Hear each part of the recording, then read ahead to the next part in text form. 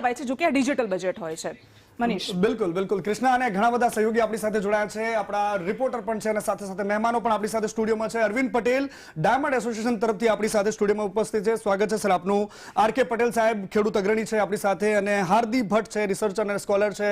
આપ તમામ મહેમાનોનું પણ સ્વાગત છે. અને સાથે સાથે અલગ અલગ જગ્યાઓ પરથી અલગ અલગ લોકો સાથે પોતાની પ્રતિક્રિયા જાણવા માટે એમની જે ઉમ્મીદ છે કૃષ્ણા, એમની જે અપેક્ષાઓ છે, આશાઓ છે, મારી થાળી સુધી શું પહોંચવાનું છે, એની સુધી પહોંચવું છે, એ લોકોની સાથે વાતચીત કરવી છે. સૌથી પહેલા આ દેશનો મોટાભાગનો વર્ગ જેના પર નિર્ભર કરે છે કૃષ્ણા, એ લગભગ 40% વધારે ઇકોનોમી પર જેની અસર થતી હોય, પરંતુ એનું અલ્ટિમેટ જે લોકોની નિષ્કર્ષ નીકળવું જોઈએ એ દેશની ઇકોનોમીમાં જે નીકળતું હોય ઓછું છે. રોજગાર સૌથી વધારે આપે છે એક મોટું સેક્ટર એટલે કે કૃષિ સેક્ટર છે, અને કૃષિને લઈને સૌથી ઘણા બધા અપેક્ષાઓ અને આશાઓનો એક આખો અંબાર છે. પરંતુ બધાની વચ્ચે પટેલ સાહેબને મારે પૂછવું છે, સૌથી પહેલી શરૂઆત તમારાથી કરવી છે સાહેબ.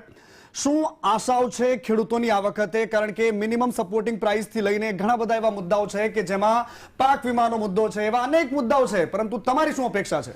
પહેલા તો આજે દેશના વડાપ્રધાન શ્રી અને નાણામંત્રી નિર્મલા સીતારમણજીને આપણે અભિનંદન આપીએ કે એમને આજે રવિવારના દિવસે પણ રજાના દિવસે પણ બજેટ રજૂ કરવાનું જે કાર્ય કર્યું છે અભિનંદનીય છે. કારણ કે દેશની અંદર કેટલાય રીલ બનાવતા નેતાઓ, રજાઓ ભોગવતા કર્મચારીઓ રજાઓ વધારવાની જે માગણી કરી રહ્યા છે, એવા લોકોની સામે આ એક દેશ પ્રથમ છે એ વાત સાબિત કરી રહ્યા છે, એટલે એમને આપણે અભિનંદન આપીએ છીએ. સાથે સાથે વિષય એવો છે, તમે કીધું એમ કે કિસાન સંઘ અને ખેડૂતો પોતાના પાકનું ઉત્પાદન જે કરે છે એના ભાવની ગેરંટી માંગી રહ્યા છે. કિસાન સંઘ હર હંમેશા કહે છે કે એમએસપી નહીં પરંતુ પોષણક્ષમ ભાવ મળવો જોઈએ, પરંતુ પોષણક્ષમ ભાવ મળવા માટે પણ એમએસપી એક પગથિયું છે. તો કેટલાય પાકો હજુ પણ એમએસપી થી વંચિત છે, એવા પાકોનું એમએસપી ની અંદર સમાવેશ થાય. અત્યારે માત્ર 25% પાક સરકાર ટેકાના ભાવે ખરીદી કરતી હોય છે, એની અંદર કેવી રીતે વધારો કરી શકીએ એ આશાઓ સાથેનું જો આ બજેટ હોય તો એને ખેડૂતો ચોક્કસ આવકારશે.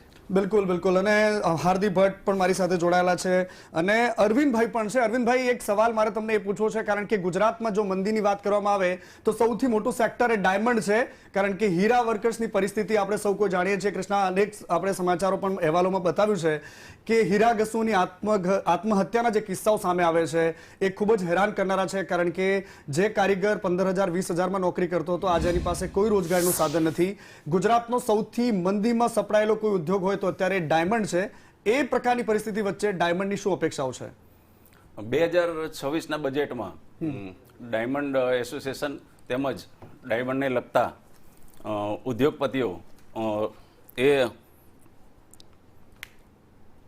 કેન્દ્રીય બજેટમાં રાહત મળે તેવી અપેક્ષાઓ રાખી રહ્યા છે, જેમાં કસ્ટમ ડ્યુટી ઓછી કરવામાં આવે. હાલમાં યુવા વર્ગ દિવસે ને દિવસે ઓનલાઈન ટ્રેડિંગ મારફતે પોતાનો ધંધો વિકસાવી રહ્યા છે, જેમાં ઓનલાઈન ટ્રેડિંગમાં કસ્ટમની નીતિઓ સરળ કરવામાં આવે.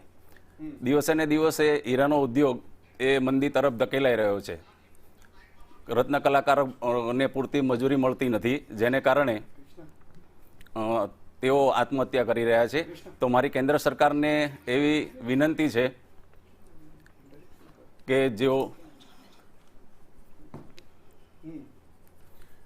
જેઓ આવતા બજેટની અંદર ડાયમંડ એસોસિએશન ઉપર પૂરતું ધ્યાન આપે અને જે બજેટ છે તેમાં રત્ન કલાકારો માટે યોગ્ય રચનાત્મક પગલાં ભરે. બિલકુલ. આ જે ડાયમંડ સેક્ટર છે એક સમયે એ ચમક આપતો હતો, એ ગુજરાતની શાન ગણાતો હતો, પરંતુ આ સેક્ટર એક બાદ એક મરણતોલ ફટકા લાગતા ગયા. અને સૌથી વધારે નિકાસ જ્યાં થાય છે અમેરિકા, એની સાથેની આપણને સ્થિતિ ખબર છે. રશિયા યુક્રેન યુદ્ધ એ ખૂબ મોટું એક કારણ માનવામાં આવે છે કે જેના કારણે આ ઉદ્યોગને કોરોના પછી ખાસ કરીને આને ખૂબ મોટી અસર થઈ છે, નકારાત્મક અસર થઈ છે, અને સેંકડો રત્ન કલાકારો આપઘાત કરી ચૂક્યા છે. અન્ય વ્યવસાય ક્ષેત્ર તરફ એમને વળવું પડ્યું છે. આપણી સાથે હાર્દીબેન પણ જોડાયેલા છે. હાર્દીબેન, ઘણા બધા એવા સેક્ટર્સ છે કે જે અત્યારે મરણતોલ સ્થિતિમાં છે, જે અત્યારે મૃત અવસ્થામાં છે, એ આશા રાખી રહ્યા છે કે જેમ ફિનિક્સ પક્ષી ઊભું થાય એવી રીતે આ બજેટમાં એમના માટે એવું કંઈ ખાસ હોય કે તેઓ ફરી પાછા ઊભા થઈ શકે, ફરી પાછા આગળ વધી શકે. આપને શું લાગે છે કે કયા એવા સેક્ટર્સ છે જેના પર સૌથી વધારે ફોકસ હોવું જોઈએ? સૌથી વધારે જો કોઈ ફોકસ હોવું જોઈએ તો એ ફોકસ આપણે એજ્યુકેશન ઉપર હોવું જોઈએ. શિક્ષણ ક્ષેત્રે જો સૌથી વધારે ફોકસ કરવામાં આવશે તો જ આપણો દેશ સર્વાંગી વિકાસ તરફ આગળ વધી શકશે. આપણે NEP 2020માં પણ જોયું કે 6% જીડીપીના 6% જેટલું ફાળવવું જોઈએ તેવું સૂચવવામાં આવ્યું હતું. તે છતાં પણ હજી પણ જોવા જઈએ તો આજે NEPના 5 વર્ષ થઈ ચૂક્યા છે. ત્યાં સુધી માત્ર ક્યાંક ને ક્યાંક 4% આસપાસ જ હજુ ફાળવણી કરવામાં આવે છે.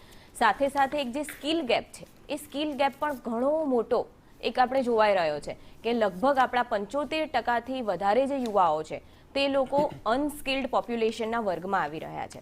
તો આ અનસ્કિલ્ડ પોપ્યુલેશનનો જે વર્ગ છે તેને જોડવા માટે પણ સ્કિલના અમુક ક્ષેત્રોમાં વધારે ફાળવણી કરવાની જરૂર છે. સાથે સાથે એઆઈમાં આપણે આગળ વધી રહ્યા છીએ. એઆઈમાં જે આપણે હરણફાર કરી રહ્યા છે તો ત્યાં પણ જે ડેટા સેન્ટરની ગયા બજેટમાં પણ વાત કરવામાં આવી હતી કે 3 મોટા ડેટા સેન્ટર ઊભા કરવામાં આવશે. તો તેના પર પણ આ વખતે હજી પણ વધારે પ્રોત્સાહન અપાય તેવું પણ મને લાગી રહ્યું છે. અને સાથે સાથે જે બીજા બધા ક્ષેત્રો છે કે જેમાં મહિલાઓને એક વિકાસને વેગ આપવો જોઈએ, જેમ કે તેમના સ્ટાર્ટઅપ માટેની વધારે યોજનાઓ આવવી જોઈએ. અને સૌથી મહત્વની વાત એ છે કે જે આપણે આર્થિક વૃદ્ધિ અને આર્થિક વિકાસની જે વાતો કરીએ છીએ કે આર્થિક વિકાસ એટલે કે છેવાડાના માનવીનો પણ વ્યક્તિગત વિકાસ થાય તો જ આપણા દેશનો સર્વાંગી વિકાસ થશે. તો બસ દરેકના ખિસ્સામાં કંઈક દરેકને ખિસ્સામાં એમને પૈસા નહીં તો ક્યાંક ને ક્યાંક ઇનડાયરેક્ટ રીતે પણ રાહત થાય તેવા પ્રયાસ કરવા જોઈએ તેવું મને લાગી રહ્યું છે. બિલકુલ કૃષ્ણા, આપણે આ વખતના બજેટની જે આશાઓ અને અપેક્ષાઓની વાત કરતા હતા એમાં એ વસ્તુ પણ હતી કે ગીગ વર્કર્સ માટે આ વખતના બજેટમાં કંઈક સ્પેશિયલ હોઈ શકે છે. અને બીજો એક અનસ્કિલ્ડ વર્ગ ભારતમાં ખૂબ મોટો છે કારણ કે એટલી બધી ડિજિટલ માયાજાળ પથરાઈ છે, પરંતુ આ બધાની વચ્ચે બેરોજગારોની એક લાંબી ફોજ છે. દર વર્ષે 1 કરોડ લોકો નોકરી શોધે છે. કૃષ્ણા, આ બધી જ પરિસ્થિતિ વચ્ચે લોકોની સાથે પણ વાતચીત કરવી છે. મારી સાથે સુરતથી મનીષ જોડાયા છે. મનીષ, તમારી સાથે કોણ લોકો છે અને એમની શું આશાઓ અપેક્ષાઓ છે? મનીષ. જી બિલકુલ, આજે સૌથી શક્તિશાળી